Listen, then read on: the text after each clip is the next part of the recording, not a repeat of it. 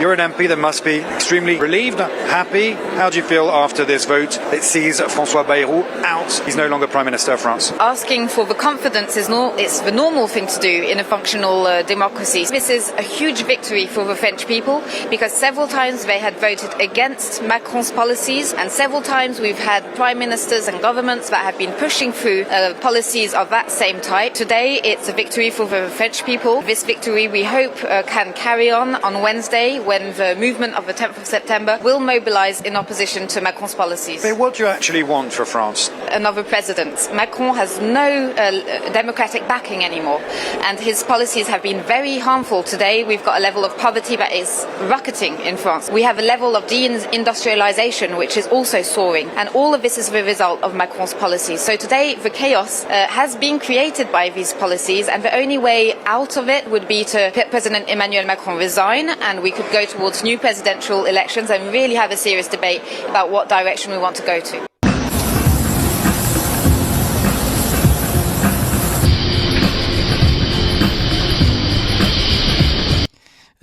Oui.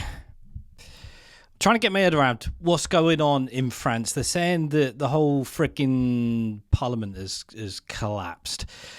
But long story short, see if we could quickly break this down. Basically, this is the third prime minister in a relatively short space of time that Macron's got in, and another dude that hasn't worked out.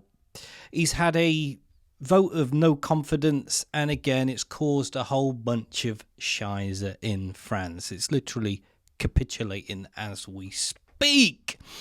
High poverty.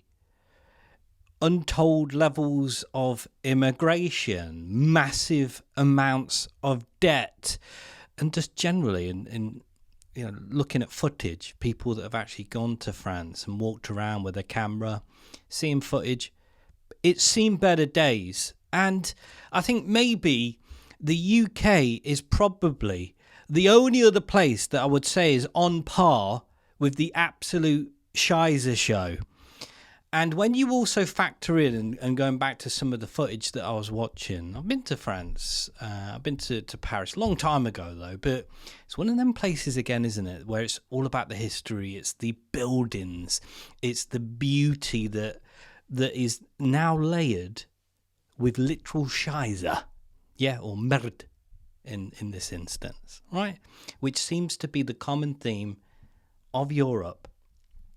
And many other places as well, but it's almost feeling non-organic, isn't it, at this stage?